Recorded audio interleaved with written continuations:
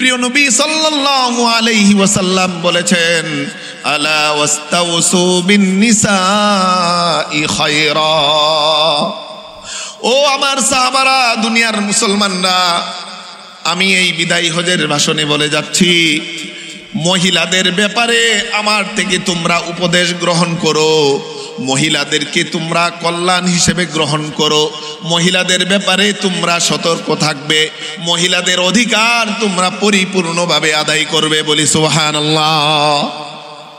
এই নারীদের অধিকার, স্ত্রী হিসেবে তার অধিকার আদায় করার জন্য বিদায়ী হজের ভাষণে রাসূল কি করেছেন? আমাদেরকে উৎসাহিত করেছেন।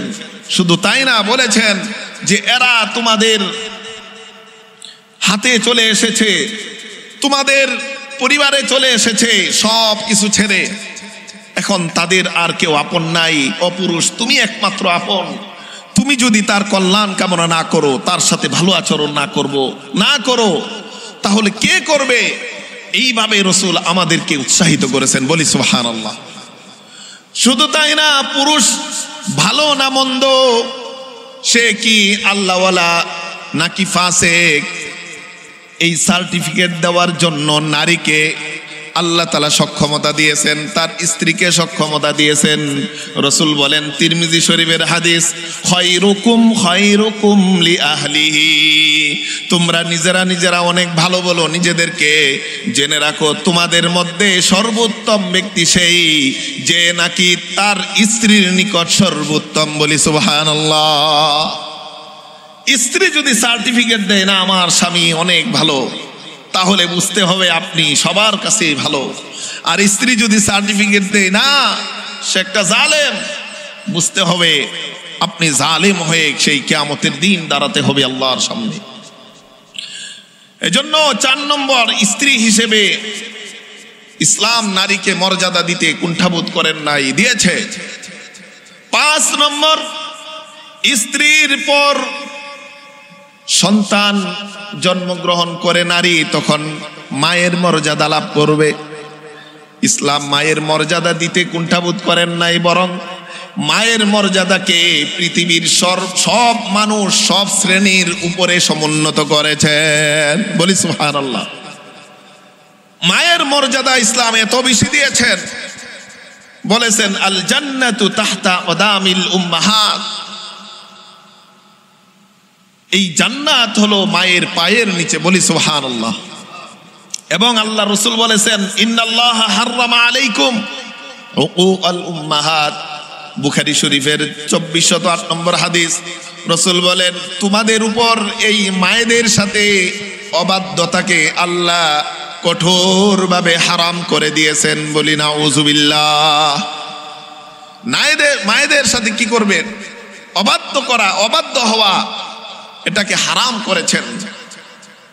শুধু তাই না, বুখারী শরীফের 6971 নম্বর হাদিস, 5971 নম্বর হাদিস, আবু হুরায়রা রাদিয়াল্লাহু তাআলা আনহু থেকে বর্ণিত,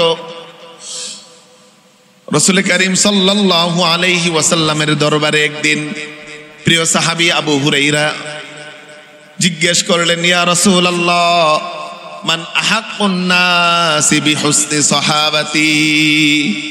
ইয়া রাসূলুল্লাহ, এই পৃথিবীতে সবচেয়ে বেশি সুন্দর আচরণের হকদার কোন ব্যক্তি?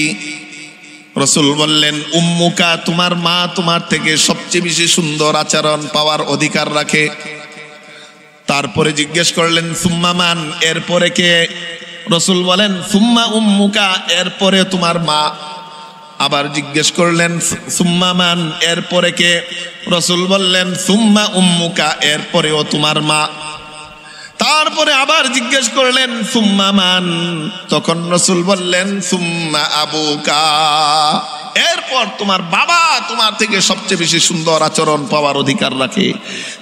তিনবার মায়ের কথা বলে, চতুর্থবার বাবার কথা বলেছেন।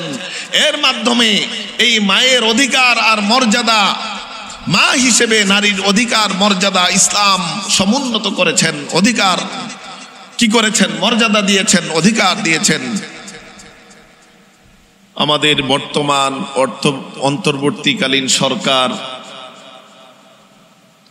বিভিন্ন বিষয়ে সংস্কারের জন্য 11টি কমিশন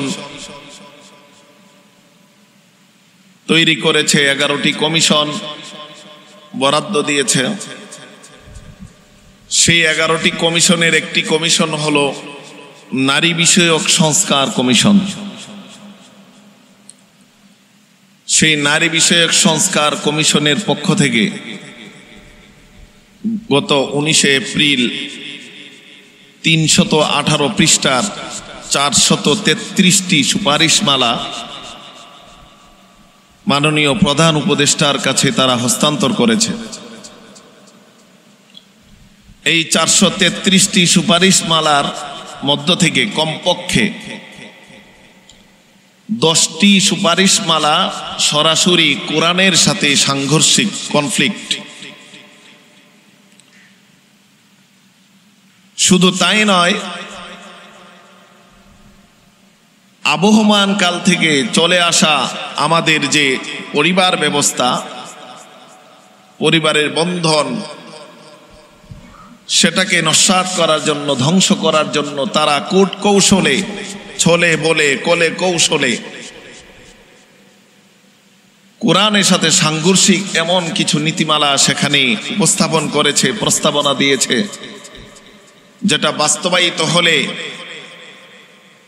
আমাদের ধর্মীয় ঐতিহ্য, ইসলামী মূল্যবোধ, সামাজিক মূল্যবোধ, সামাজিক অবকাঠামো, পারিবারিক অবকাঠামো, বন্ধন, সেটা বিনষ্ট হয়ে পশ্চিমা পরিবারবিহীন সমাজ ব্যবস্থা তৈরি হবে, যেটা তারা এস্টাবলিশ করতে চায়।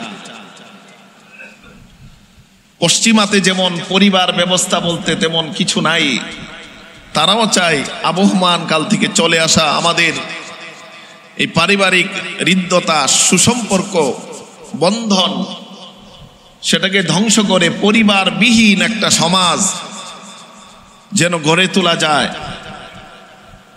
এজন্য তারা বিভিন্ন কোরআনের সাথে সাংঘর্ষিক কিছু প্রস্তাবনা দিয়েছে। এই প্রস্তাবনাগুলো কোরআনের আলোকে কতটুকু যুক্তিসঙ্গত একজন মুসলিম হিসেবে আমাদের জানা প্রয়োজন, এবং সেটা যেন বাস্তবায়িত না হতে পারে সেজন্য আমাদের সোচ্চার থাকতে হবে, সজাগ থাকতে হবে, আওয়াজ তুলতে হবে। তো সেই নারী বিষয়ক সংস্কার কমিশন নারী উন্নয়নের নামে, নারী স্বাধীনতার নামে, নারী অধিকারের নামে 92 মুসলিম দেশে কোরআনের সাথে কনফ্লিক্ট, সাংঘর্ষিক কোনো নীতিমালা বাস্তবায়নের প্রস্তাব দিতে পারে না। কারণ এদেশের মানুষ আর যাই হোক ইসলামকে মনে প্রাণে ভালোবাসে। এদেশের মানুষ আর যাই হোক ইসলাম এবং মুসলমানদের কোরআনের সম্মানে তারা নিজেরা ঝাঁপিয়ে পড়তে রাজি আছে। এজন্য আল্লাহর বিধান, কোরআনের বিধান যেখানে লঙ্ঘিত হবে সেখানেই মুসলমানরা ঝাঁপিয়ে পড়বে, এটাই স্বাভাবিক। তারা চায় এর মাধ্যমে যে কোনো একটা সংঘর্ষ বাঁধিয়ে ঘোলা পানিতে মাছ শিকার করতে।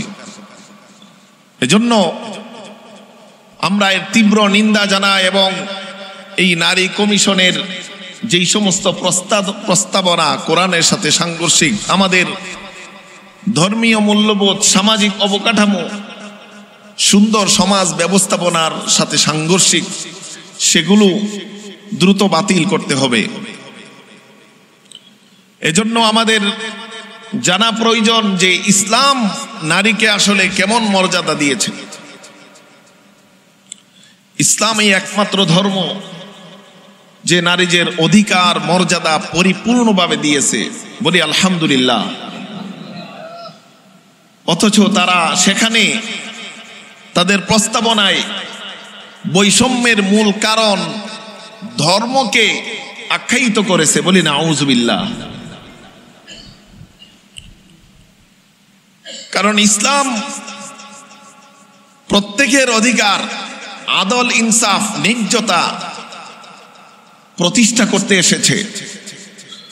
কোরআন আদল, ইনসাফ, ন্যায্যতা, অধিকার, স্বাধীনতা প্রতিষ্ঠা করতে এসেছে। যুগে যুগে হাজার হাজার লক্ষ লক্ষ রাসূল নবীকে আল্লাহ পাঠিয়েছেন এই আদল ইনসাফ প্রতিষ্ঠা করার জন্য। কারণ এই আদল, ন্যায্যতা, নেই পরায়ণতা, এটা আল্লাহর একটা গুণবাচক সিফতি নাম। তাই এটাই জমিনে প্রতিষ্ঠা হবে, সেজন্য রাসূলদেরকে পাঠিয়েছেন। যেখানে সমতা বিধান করলে ন্যায্যতা হবে সেখানে আদল করা হয়েছে, আর যেখানে সমতা করলে ন্যায্য হবে না, আদল ইনসাফ কায়েম হবে না, সেখানে কোরআন সমতা প্রতিষ্ঠা করতে বলে নাই। কোরআন বলেছে ন্যায্যতা, নেই পরায়ণতা প্রতিষ্ঠা করতে। কোরআন সমতার কথা বলে না, কোরআন বলে নেই পরায়ণের কথা, আদল ইনসাফের কথা। এজন্য নারী জাতির সম্মান একমাত্র ইসলামই রক্ষা করেছে। ইসলামই নারীদেরকে মুক্তি দিয়েছে। ইসলাম পূর্বে জাহিলি যুগে নারীদের যে অপমান, অসম্মান, অমর্যাদা, তার থেকে ইসলাম মুক্তি দিয়েছে। ইসলাম পূর্ব যুগে নারীরা জন্মগ্রহণ করলে, কোনো কন্যা সন্তান জন্মগ্রহণ করলে অপমানজনক মনে করা হতো। ওই পিতা লজ্জায় গা ঢাকা দিত। এবং বিভিন্ন ধর্মে নারী জাতির মর্যাদাকে ক্ষুণ্ণ করা হয়েছে, কিন্তু ইসলাম নারীদের মর্যাদাকে সমুন্নত করেছে। এই জাহিলি যুগে নারীদের কি অবস্থা ছিল আল্লাহ তাআলা সূরাতুল নাহলের 58 এবং 59 নম্বর আয়াতে বলেন, وَإِذَا بُشِّرَ أَحَدُهُم بِالْأُنثَى ظَلَّ وَجْهُهُ مُسْوَدًّا وَهُوَ كَظِيمٌ। ইসলাম পূর্ব যুগে, জাহিলি যুগে যখন কাউকে নারী জন্মগ্রহণ করেছে, কন্যা সন্তান জন্মগ্রহণ করেছে, এই সুসংবাদ দেওয়া হতো,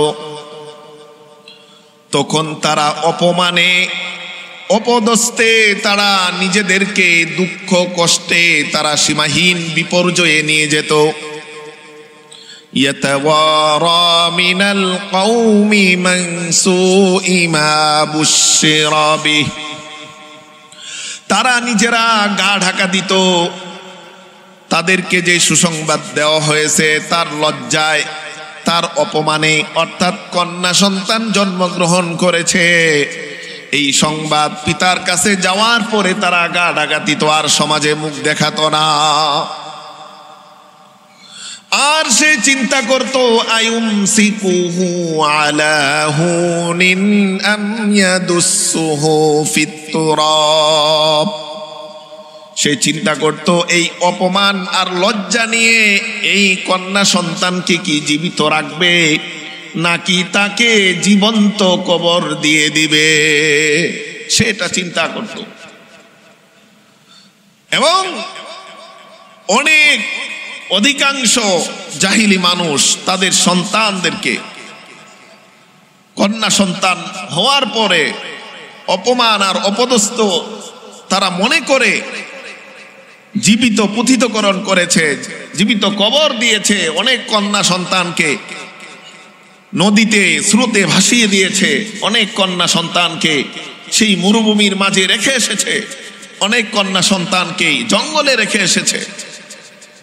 আল্লাহ বলেন আলা সাআ মা ইয়াহকুমুন, এরা যে সিদ্ধান্ত নিত এটা কতই না নিকৃষ্ট সিদ্ধান্ত। তাদের এই কাজকে ইসলাম সম্পূর্ণভাবে হারাম করেছে। ইসলাম নারীদেরকে বেঁচে থাকার অধিকার দিয়েছে। বিভিন্ন ধর্মে নারীদেরকে কলুষিত করা হয়েছে। হিন্দু ধর্মে প্রফেসর অফ ইন্ডিয়া একটি গ্রন্থ আছে, সেখানে বলা আছে there is no creature more sinful than women. যে নারী জাতি থেকে পাপ পঙ্কিলতাময় এমন প্রাণী পৃথিবীতে আর দ্বিতীয় জন নাই, বলি না আউযুবিল্লাহ। অথচ ইসলাম যখন এসেছে, রাসূল যখন এসেছে, সেই জাহিলি যুগের এই নির্মমতা পাষণ্ডতাকে সম্পূর্ণভাবে হারাম করেছে। রাসূল হাদিসে বলেন, বুখারী শরীফের 2408 নম্বর হাদিস, মুগীরা ইবনে শুআবা রাদিয়াল্লাহু তাআলা আনহু বর্ণনা করেন, ইন্নাল্লাহা হাররামা আলাইকুম উকুকাল উম্মাহাতি ওয়া ওয়াদাল বানাত।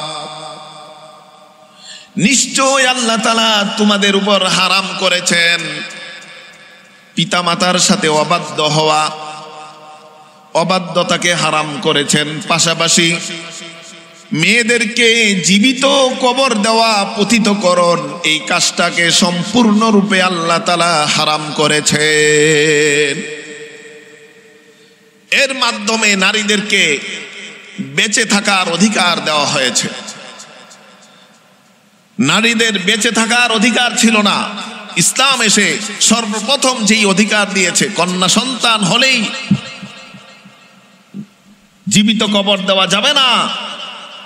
তারা আল্লাহর সৃষ্টি, সেরা সৃষ্টি, কারণ তাদেরকে তো সৃষ্টি করা হয়েছে পুরুষ থেকেই। তো এত কেমন নির্মম পাষণ্ড তোমরা হয়ে গেলে তাদেরকে তোমরা জীবিত কবর দিতে পারো? ইসলাম এসে সর্বপ্রথম যে অধিকার দিয়েছে নারীদেরকে বেঁচে থাকার অধিকার। শুধু বেঁচে থাকার অধিকার দিয়ে ইসলাম ক্ষান্ত হয়নি, বরং তার লালন পালনের দায়িত্ব পিতার উপর সম্পূর্ণভাবে চাপিয়েছে। তার লালন পালন, ভরণ পোষণ, শিক্ষা দীক্ষা সব কিছু পিতার উপর এর দায়িত্ব দিয়েছে।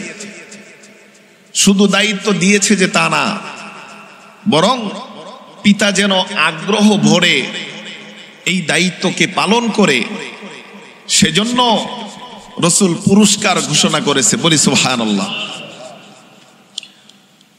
রাসূল করিম সাল্লাল্লাহু আলাইহি ওয়াসাল্লাম বলেন,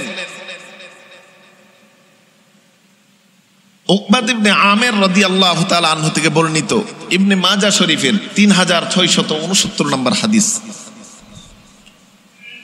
রাসূল বলেন, মান কানা লাহু সালাসু বানাতিন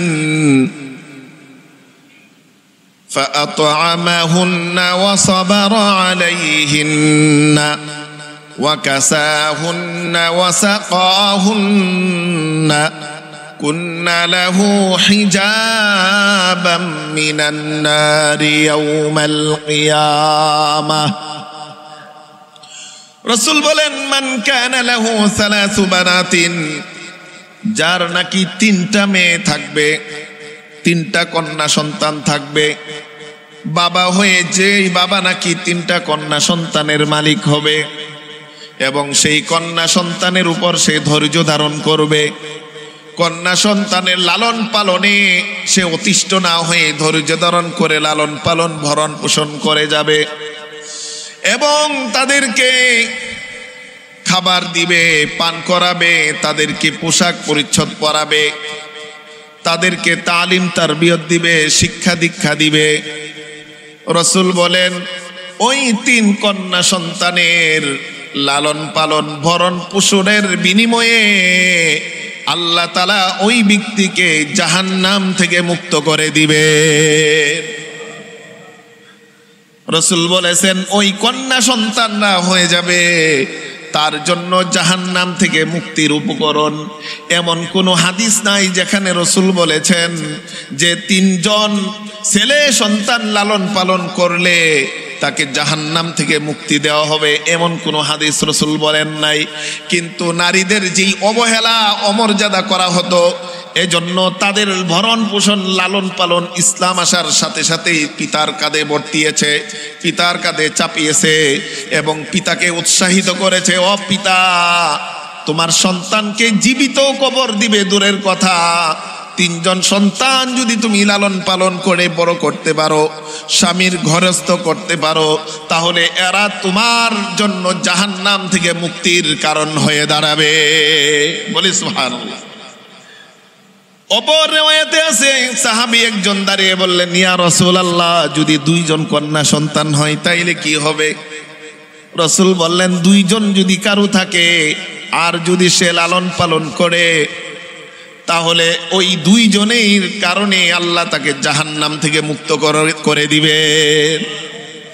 আবার সাহাবা জিজ্ঞেস করলেন, অনেকের তো দুইজনও থাকে না, একজন থাকে, একজন কন্যা সন্তান যদি থাকে তার কি অবস্থা হবে? রাসূল বলেন, ওয়াহিদা, একজন কন্যা সন্তানও যদি কেউ কারো থাকে, ওই কন্যা সন্তানের লালন পালনের উপর ধৈর্য ধারণ করে তাকে খাবার দেয়, তাকে পান করায়, তাকে ভরণ পোষণ দেয়, তালিম তারবিয়ত শিক্ষা দেয়, তাকে বিয়ে পর্যন্ত সে তার দায়িত্ব গ্রহণ করে বহন করে এবং একজন উত্তম স্বামীর ঘরস্থ করতে পারে। রাসূল বলেন, একজন কন্যা সন্তানের বিনিময়ে আল্লাহ তাকে জান্নাত প্রদান করে দিবে। তাহলে কি বোঝা গেল? একজন কন্যা সন্তান যদি থাকে আর পিতা যদি সেটাকে জাহান্নাম থেকে মুক্তির কারণ হিসাবে নিতে চায়, এই উদ্দেশ্যে তাকে লালন পালন করে, তাহলে জাহান্নাম থেকে মুক্তির জন্য কন্যা সন্তানই যথেষ্ট হবে। বলি সুবহানাল্লাহ। এমন কোন ফজিলত ছেলে সন্তান এর ব্যাপারে রাসূল বলেন নাই। তাইলে কন্যাকে ইসলাম মর্যাদা দিয়েছে না মর্যাদা হানি করেছে? অনেক বেশি মর্যাদা দিয়েছে। শুধু তাই না, যখন কন্যা, তাকে প্রথম বাঁচার অধিকার দিয়ে তারপরে তাকে পিতার কাঁধে তার ভরণ পোষণের দায়িত্ব দিয়েছে। কোনো কারণে পিতা নাই, তখন তার সব দায়িত্ব তার ভাইয়ের উপর দিয়েছে। বোন হিসেবে নারীদের মর্যাদা ইসলাম সমুন্নত করেছে। রাসূল হাদিসে বলেন, আবু সাঈদ খুদরি রাদিয়াল্লাহু তাআলা আনহু থেকে বর্ণিত হাদিস, সহিহ ইবনে হিব্বানের 446 নম্বর হাদিসে রাসূল বলেন, মান কানা লাহু সালাসু বানাতিন আও সালাসু আখাওয়াতিন فأحسن صحبتهن واتقى الله فيهن دخل الجنة। যার নাকি তিনটা কন্যা সন্তান থাকবে, অথবা তিনজন বোন থাকবে, অথবা দুইজন কন্যা সন্তান থাকবে, অথবা দুইজন বোন থাকবে, তাদের সাথে যদি সুন্দর আচরণ করে লালন পালন করতে পারে, ভরণ পোষণ দিতে পারে এবং তাদের ব্যাপারে যদি আল্লাহকে কেউ ভয় করে থাকে, রাসূল বলেন এই বিনিময়ে ওই পিতাকে, ওই ভাইকে আল্লাহ জান্নাত প্রদান করে দিবে। তাইলে বোন হিসেবে ইসলাম নারীর মর্যাদা সমুন্নত করেছে। ভাইকে বলেছে, ভাই তুমি তোমার বোনের দায়িত্ব নিবে, পিতা নেই, তাকে বড় করে স্বামীর ঘরস্থ করার আগ পর্যন্ত তোমার দায়িত্ব থাকবে। শুধু দায়িত্ব দেয় নাই, উৎসাহিত করেছে, ভাই হিসেবে যদি তুমি তার লালন পালন ভরণ পোষণ গ্রহণ করো, তুমিও এর বিনিময়ে বোনের লালন পালনের কারণে জান্নাতে যাবা। বলি সুবহানাল্লাহ। এমন কোন বোনকে বলে নাই যে ভাইকে লালন পালন করলে জান্নাতে যাবে, কিন্তু ভাইকে বলেছে বোনকে লালন পালন করলে কি জান্নাতে যাবে। ইসলাম নারীর মর্যাদা সমুন্নত করেছে নাকি মানহানি করেছে? বলেন, সমুন্নত করেছে। তাইলে এক নম্বর জেনেছি, ইসলাম নারীর বেঁচে থাকার অধিকার প্রতিষ্ঠা করেছে। 2 নম্বর, নারীর ভরণ পোষণ সব দায়িত্ব পিতার উপর বর্তিয়েছে। 3 নম্বর, পিতা না থাকলে ইসলাম ওই কন্যার, ওই নারীর সকল দায়িত্ব ভাইয়ের উপর চাপিয়েছে। তারপর যখন ভাই পিতা বিয়ে দিয়ে দিবে, তখন ওই কন্যার, ওই নারীর দায়িত্ব, সম্পূর্ণ দায়িত্ব ইসলাম স্বামীর উপর চাপিয়েছে। বলি সুবহানাল্লাহ।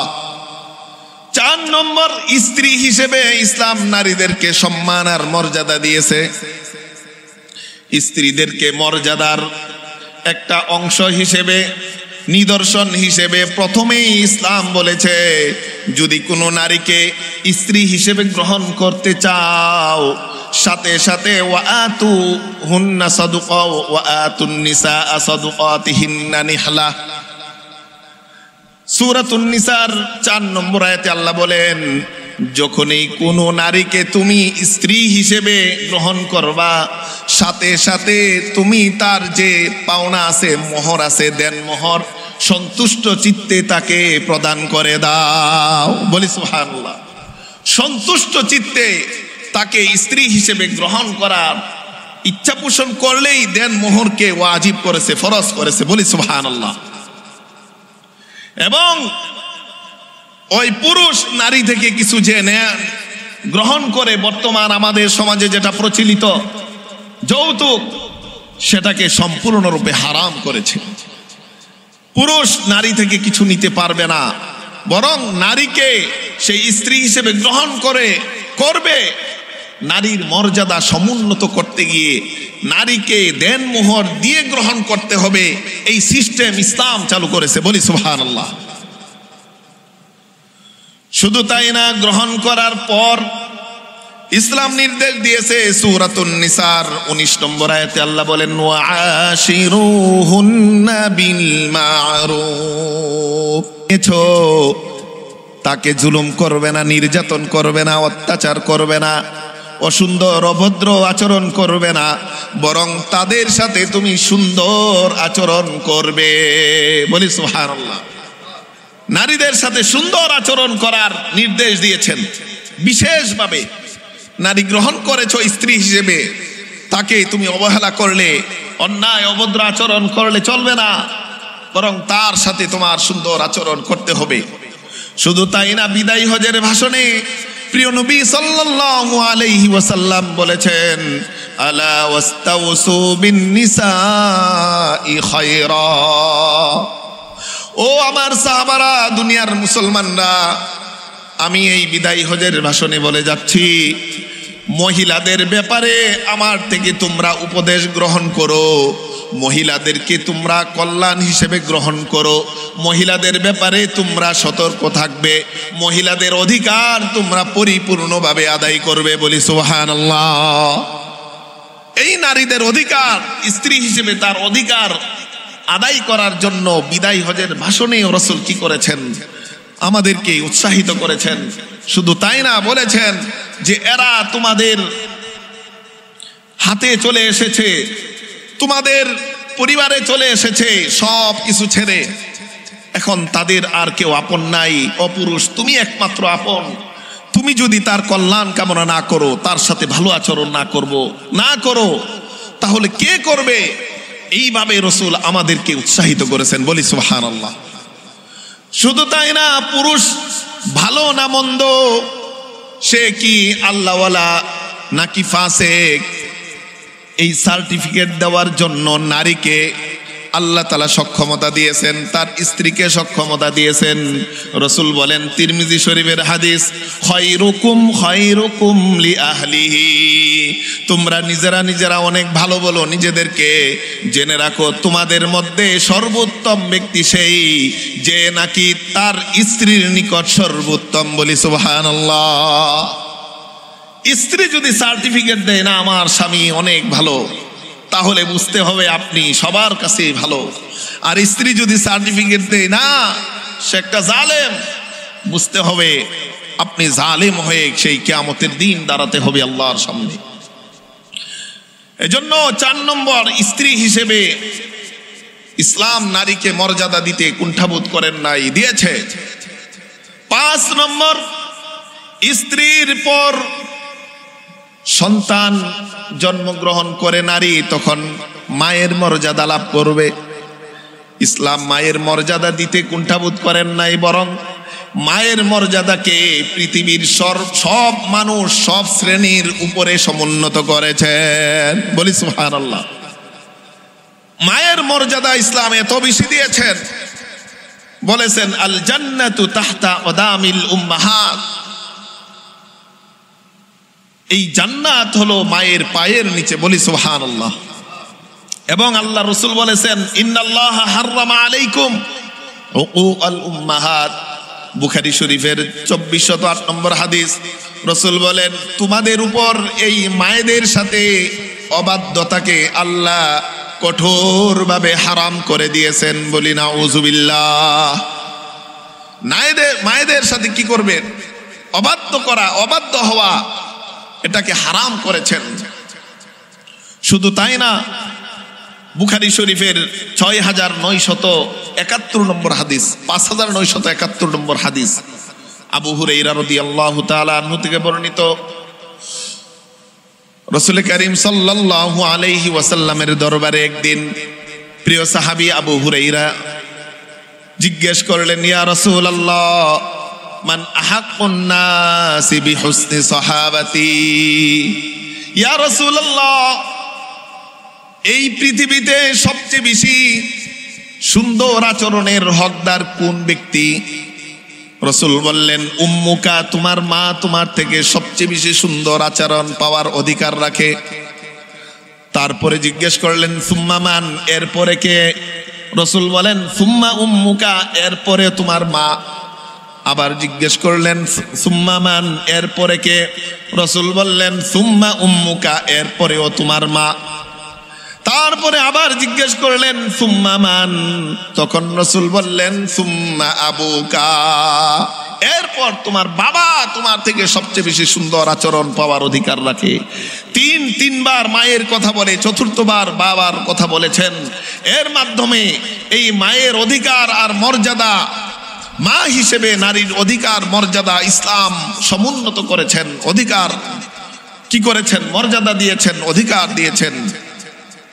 এজন্য এই মায়েদের সাথে সুসম্পর্ক রাখাকে ইসলাম রিজিক বৃদ্ধি, হায়াত বৃদ্ধির কারণ হিসেবে উল্লেখ করেছেন। বলি সুবহানাল্লাহ। মার সাথে যার যত বেশি সম্পর্ক, বুঝবেন তার রিজিকে তত বেশি বরকত হবে, তার হায়াতে তত বেশি বরকত হবে। এটাও রাসূল বলেছেন, মান আহাব্বা আইয়ুবসাতা লাহু ফি রিজকিহি ওয়া ইউনসা লাহু ফি আসারিহি ফালইয়াসিল রাহিমা ফালইয়াবুর ওয়ালিদাই। যে চায় তার রিজিকে বৃদ্ধি পাক, তার হায়াত বৃদ্ধি পাক, সে যেন পিতামাতার সাথে সুন্দর আচরণ করে, সে যেন তার আত্মীয় স্বজনের সাথে সুন্দর আচরণ করে। এজন্য মা হিসেবে ইসলাম নারীর অধিকার সমুন্নত করেছেন এবং সর্বোচ্চ আসনে তাকে সমাহীন করেছেন, অধিষ্ঠিত করেছেন। 5 নম্বর, 6 নম্বর, নারীদের শিক্ষার অধিকার ইসলাম সমুন্নত করেছে। ইসলাম বলে, তলাবুল ইলমি ফারিদাতুন আলা কুল্লি মুসলিম ওয়া মুসলিমা। প্রত্যেক নারী, পুরুষ অথবা নারী মুসলিমের উপরে ইলম শিক্ষা করা, জ্ঞান অর্জন করা ফরজ। বলি সুবহানাল্লাহ। এজন্য ইসলাম পূর্ব যুগে নারীদের শিক্ষা দীক্ষার কোনো কি ছিল না, সুযোগ ছিল না। ইসলাম এসে নারীদেরকে শিক্ষার সুযোগ দিয়েছে। আম্মা জান আয়েশা রাদিয়াল্লাহু তাআলা আনহা এমন শিক্ষিত ছিলেন, এমন জ্ঞানী ছিলেন যে অনেক বড় বড় সাহাবীরাও আম্মা জান আয়েশা রাদিয়াল্লাহু তাআলা আনহা এর জ্ঞানের ধারে কাছেও যেত না। যে কোনো কঠিন বিষয়ে তারা সিদ্ধান্ত নিতে না পারলে আম্মা জান আয়েশা রাদিয়াল্লাহু তাআলা আনহার কাছে দৌড়ে চলে আসতো। এমন জ্ঞান অর্জন করেছিলেন। ইসলাম নারীদের জ্ঞান অর্জনকে সমুন্নত করেছে, মর্যাদা দিয়েছে। 7 নম্বর, ইসলাম নারীদেরকে সম্পদের অধিকারী বানিয়েছে। ইসলাম পূর্ব যুগে বেঁচে থাকার অধিকারই তো নাই, সম্পদের অধিকারী হবে। বেঁচে থাকার অধিকার যেখানে নাই, সেখানে সম্পদের অধিকারী হওয়া সেটা স্বপ্ন ছিল। এবং আমরা জানি বর্তমানেও বিভিন্ন ধর্মে নারীদেরকে সম্পদ থেকে, পিতার সম্পদ থেকে, ভাইয়ের সম্পদ থেকে, মায়ের সম্পদ থেকে বঞ্চিত করা হয়েছে। কিন্তু ইসলাম বলে না। সূরাতুন নিসার 11 নম্বর আয়াতে আল্লাহ তাআলা বলে দিয়েছেন, ইউসিকুমুল্লাহু ফি আওলাদিকুম লিযযাকারি মিসলু হাজ্জিল উনসায়াইন। আল্লাহ তাআলা তোমাদের সন্তানদের ব্যাপারে ওসিয়ত করেছেন। সেই ওসিয়তটা কি? প্রত্যেক কন্যা সন্তান যতটুকু পায় এর দ্বিগুণ পুত্র সন্তান তার সম্পত্তি পাবে। ফি লিযযাকারি মিসলু হাজ্জিল উনসায়াইন। কন্যা সন্তান, 2 জন কন্যা সন্তান মিলে যেই অংশ পায়, একজন ছেলে সন্তান সমপরিমাণ কিভাবে সম্পদ পাবে। সেটা কোন ক্ষেত্রে? পিতার সম্পদের ক্ষেত্রে, মায়ের সম্পদের ক্ষেত্রে, যে কোনো ওয়ারিসের ক্ষেত্রে, যে কোনো মিরাসে সম্পদের ক্ষেত্রে অর্ধেক পাবে। এখন কারো মনে মনে প্রশ্ন আসতে পারে যে তাইলে এখানে কি ইসলাম নারীকে ঠকিয়েছে? তাদের এই প্রশ্নের জবাবে আমি বলবো যে ইসলাম এই যে এটাকে কেন্দ্র করে এটার একটা কি দিয়েছে, এই নারী বিষয়ক সংস্কার কমিশন একটা প্রস্তাব দিয়েছে যে মুসলিম পারিবারিক আইনকে কি করে বিরত করে এটাকে বাদ দিয়ে যেন সম অধিকার প্রতিষ্ঠা করা হয়। এটা সম অধিকার নয়। আমরা যদি এতক্ষণের আলোচনা বুঝে থাকি, আমরা বলি নারী যখন দুনিয়াতে আসলো তার ভরণ পোষণের দায়িত্ব কার উপরে? বাবার উপরে। বাবা যদি না থাকে কার উপরে? ভাইয়ের উপরে।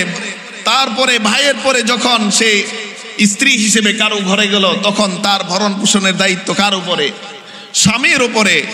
যখন তার সন্তান হলো স্বামীর উপরে তো দায়িত্ব থাকেই, সন্তান হওয়ার পরে সন্তানের উপরও দায়িত্ব চলে যায়, মায়ের ভরণ পোষণের দায়িত্ব।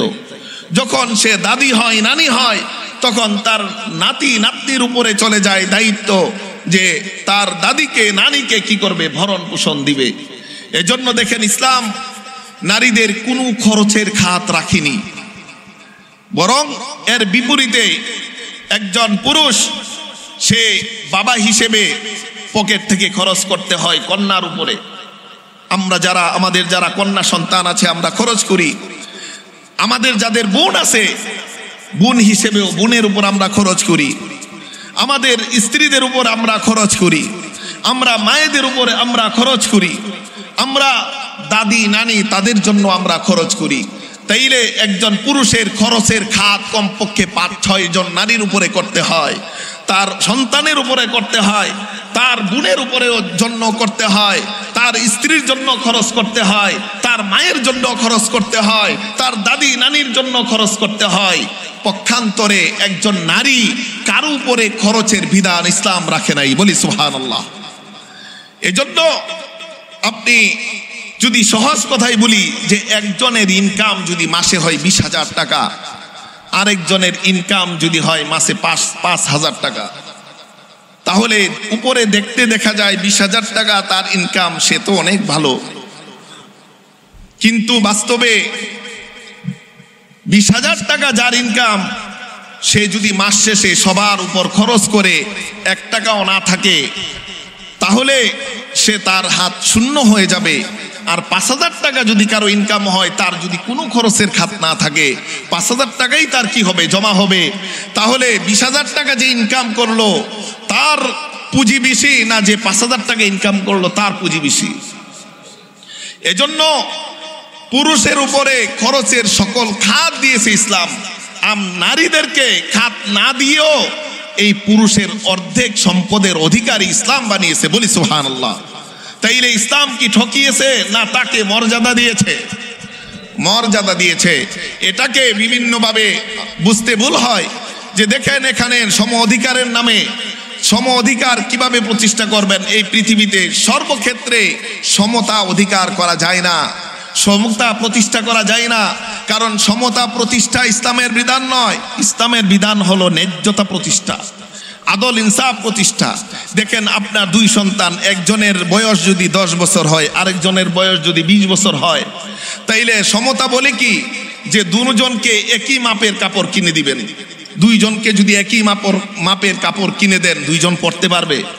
বরং যার যার মাপ অনুযায়ী কাপড় কিনে দিবেন। এটা হলো ন্যায্যতা, আদল ইনসাফ। আর সমতা যদি এখানে প্রতিষ্ঠা করতে চান, পরিবার ধ্বংস হয়ে যাবে।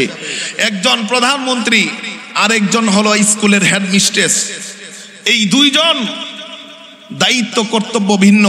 এখন যদি বলেন প্রধানমন্ত্রীর বেতন 1 লক্ষ, হেডমিস্ট্রেসের বেতন 20,000, এখানে আমি সমতা চাই, তাহলে পরিবার ধ্বংস হয়ে যাবে। এখানে সমতা নয়। উনিও নারী, কেন উনার 1 লক্ষ, কেন উনার 20,000? বলে না, সমতা হবে না, বরং ন্যায্যতা হবে। অধিকার প্রাপ্তি হবে কিসের বিনিময়ে? কর্তব্য দায়িত্বর বিনিময়ে। প্রধানমন্ত্রী হিসেবে তার দায়িত্ব কর্তব্য বেশি, এজন্য তার বেতনও বেশি। আর হেডমিস্ট্রেস হিসেবে তার দায়িত্ব কর্তব্য তার চেয়ে অনেক কম, এজন্য তার বেতনও কম। এটা হলো ন্যায্যতা, সমতা নয়। এজন্য ইসলাম ন্যায্যতা বলে। এই যে দেখেন, একজন নারী সন্তান গর্ভে ধারণ করে, যদি পুরুষরা আন্দোলন করে তুমি একজন সন্তান গর্ভে ধারণ করবা, দ্বিতীয় জন আমি গর্ভে ধারণ করব, তাহলে কি হবে? সমতা, সমতা তো তাই বলে। কিন্তু ন্যায্যতা বলে যে না, নারীকে রাখা হয়েছে রাজরানী হিসেবে, ঘরের রানী, আর পুরুষকে রাখা হয়েছে সে রাজা হিসেবে, সে বাহিরের রাজা। এজন্য কোনো পুরুষ যেমন কি করতে পারে না, সমতা বিধান প্রতিষ্ঠা করতে হলে পুরুষও কি করতে হবে? গর্ভে সন্তান ধারণ করতে হবে, সন্তানকে দুধ খাওয়াতে হবে। যেমনটা সে পারে না, তেমনি ভাবে নারীদেরকে যদি বলা হয় যে আমি, পুরুষ যদি বলে আমি যেই অফিসে চাকরি করি, একদিন আমি যাব একদিন তুমি যাবা, সেটাও সে নারী পারবে না। সেজন্য সম অধিকারের কথা ইসলাম বলে না, ইসলাম বলে ন্যায্য অধিকার, আদল ইনসাফ বলে। এই আদল ইনসাফ প্রতিষ্ঠার জন্য ইসলাম এসেছে। আজকে যারা সম অধিকারের নামে, স্বাধীনতার নামে, নারীর উন্নয়নের নামে এই সমস্ত কোরআনের সাথে কনফ্লিক্ট, সাংঘর্ষিক যে প্রস্তাবনা দিচ্ছেন, এটা হলো তাদের ইসলামকে, কোরআনকে ঘায়েল করার সেই গভীর ষড়যন্ত্র। এই পাশ্চাত্যের ধ্যান ধারণা আমাদের উপর চাপিয়ে দিতে চায়। পাশ্চাত্যের আমাদের যেই সামাজিক বন্ধন, অবকাঠামো, সামাজিক রীতিনীতি, মূল্যবোধ আছে, সেটাকে তারা ধ্বংস করতে চায়। এবং তাদের অন্যতম আরেকটি প্রস্তাবনা হলো যে জেনা বিবিচারকে শ্রমের মর্যাদা দেওয়া। বলি না আউযুবিল্লাহ। জেনা বেবিচারকে যদি শ্রমের মর্যাদা দেওয়া হয়, পতিতাবৃত্তিকে যদি শ্রমের মর্যাদা দেওয়া হয়, তাহলে পতিতাবৃত্তি আর জেনা বেবিচারকে এস্টাবলিশ করা হবে সমাজে, প্রমোট করা হবে সমাজে। তখন জেনা বেবিচার, অবাধ যৌনাচার, অবাধ মেলামেশা বেড়ে যাবে। আল্লাহ তাআলা বলেছেন ওয়ালা তাকরাবুজ জিনা, সূরা বানী ইসরাঈলের 32 নম্বর আয়াত। জিনার নিকটবর্তীও হয় না। এই আয়াতের সাথে সরাসরি সাংঘর্ষিক।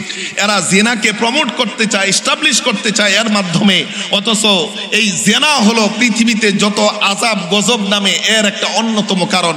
বলি না আউযুবিল্লাহ। তাই এই সমস্ত প্রস্তাবনা থেকে তাদের ফিরে আসতে হবে। আরেকটি প্রস্তাবনা তারা করেছে যে বৈবাহিক সম্পর্কে তারা ধর্ষণ খুঁজে। তারা বলে যে বৈবাহিক সম্পর্কের মধ্যেও যদি কেউ স্বামী স্ত্রীর মধ্যে মন মালিন্য হয়, তখন যদি কোনো স্বামী স্ত্রীর সম্পর্ক হয়, সেটা নাকি ধর্ষণ হবে। যদি এমন হয় তাহলে যে কোনো সময় মন মালিন্য হওয়ার সাথে সাথে স্ত্রী গিয়ে মামলা করবে, ধর্ষণের মামলা। আমাদের এই সমাজের যে পরিবারের যে সুস্থ সুন্দর এই পরিবার ব্যবস্থা, এটা আর টিকে থাকবে না। এরা চায় পরিবার ব্যবস্থা ভেঙে যেন আমরা পাশ্চাত্যের রূপ ধারণ করি। সেজন্য এই প্রস্তাব দেওয়া হয়েছে। সেই আমাদের শুধুমাত্র এই সমস্ত কর্মকাণ্ড, এই জিনা বেবিচার তো শুধু ইসলাম নয়, সকল ধর্মেই সেটাকে হারাম করেছে। শুধু জেনা বেবিচারকে হারাম নয়, একজন সুস্থ বিবেক মানুষ, একটা সভ্য সমাজ কোনোদিন জেনা বেবিচারকে প্রমোট করতে পারে না, এস্টাবলিশ করতে পারে না। কারণ তার মাধ্যমে জেনা বেবিচার যদি এস্টাবলিশ হয়, তাহলে পরকীয়া তো এমনিই বেড়ে গেছে, আরো বাড়বে। বাড়ার সাথে সাথে সংসার সব ভেঙে তছনছ হয়ে যাবে, এই পরিবারগুলো ভেঙে তছনছ হয়ে যাবে। এজন্য আমাদের আহ্বান সেই প্রধান উপদেষ্টার প্রতি, আপনি যেই সমস্ত এই প্রস্তাবনা দিয়েছে, সেগুলোকে আপনি কখনো বাস্তবায়ন করার ইচ্ছা পোষণ করবেন না, বরং যদি করতে হয় আলেম উলামাদেরকে সাথে নিয়ে, এই সভ্য সমাজকে সাথে নিয়ে সেগুলোকে কি করে রিভিশন দিয়ে, যেটা কোরআনের সাথে কনফ্লিক্ট নয়, সেগুলো বাস্তবায়ন করেন। নারী উন্নয়ন, বরং আপনারা বলেন নারীদের সম্পদ যেই পুরুষের সমান দিতে হবে। কোরআনে যেই সম্পদের কথা বলা হয়েছে যে অর্ধেক দিতে হবে বোনকে, সেটাই তো আপনারা বাস্তবায়ন করেন না। সেটা বাস্তবায়ন করলেই তো সমাজ আরো সুন্দর হয়ে যেত। আজকে কত পরিবারে এই বোনকে ঠকানো হচ্ছে, ভাইকে ভাই সব সম্পত্তি নিয়ে যাচ্ছে, বোনকে সেই অর্ধেকই তো দিচ্ছে না। সেটাকে ইস্টাবলিশ করার চিন্তা করতে পারতেন যে এটাকে কিভাবে কার্যকর করা যায়।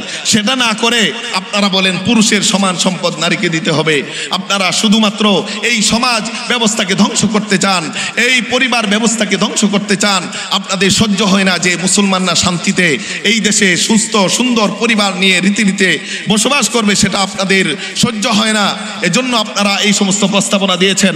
এজন্য এগুলোর বিরুদ্ধে আমাদের সবসময় সোচ্চার থাকতে হবে। পাশাপাশি আগামীকাল হেফাজতে ইসলাম অরাজনৈতিক সংগঠন সোহরাওয়ার্দী উদ্যানে এর উপলক্ষে এর বিরুদ্ধে কি সমাবেশ ডেকেছে। ইমানি দায়িত্ব হিসেবে আমরা যারা যেতে পারি সেখানে অংশগ্রহণ করব। আর মনে মনে অবশ্যই একজন মুসলিম হিসেবে ধারণা করব, মেনে নিব যে ইসলাম নারীকে ঠকায়নি, বরং ইসলামই একমাত্র নারীকে পুনর্মর্যাদা দিয়েছে, পুনঃপ্রতিষ্ঠা করেছে, নারীর মর্যাদাকে সমুন্নত করেছে, বেঁচে থাকার অধিকার দিয়েছে, বোন হিসেবে তার অধিকার দিয়েছে, কন্যা সন্তান হিসেবে তার বাবার উপর তার অধিকার দিয়েছে, স্ত্রী হিসেবে তার স্বামীর উপর তার অধিকার দিয়েছে, মা হিসেবে তার সন্তানের উপর অধিকার দিয়েছে। তার অধিকারের শেষ নাই, অভাব নাই। এই অধিকার যদি বাস্তবায়ন করা হয় সেই সমাজ হয়ে যাবে সুশৃঙ্খল সুন্দর, এই সমাজ হবে ইসলামী সমাজ। এই সমাজে থাকবে না কোনো ধরনের হানাহানি মারামারি, কোনো ধরনের কোনো পরিবারে থাকবে না কোনো অশান্তি।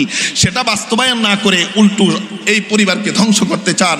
আল্লাহ তাআলা আমাদেরকে এই সমস্ত বিষয়গুলো বুঝে এবং সতর্ক থেকে ইসলাম এবং কোরআনের আইনের উপরে আমাদের আস্থা রেখে সেখানে কোরআনের প্রতি সমর্থন জানিয়ে আমাদের পরিবার ব্যবস্থাপনা যেন আমরা টিকিয়ে রাখতে পারি। আল্লাহ সকলকে তৌফিক দান করুক। ওয়া আখির দাওয়ানা আনিল হামদুলিল্লাহি রাব্বিল আলামিন।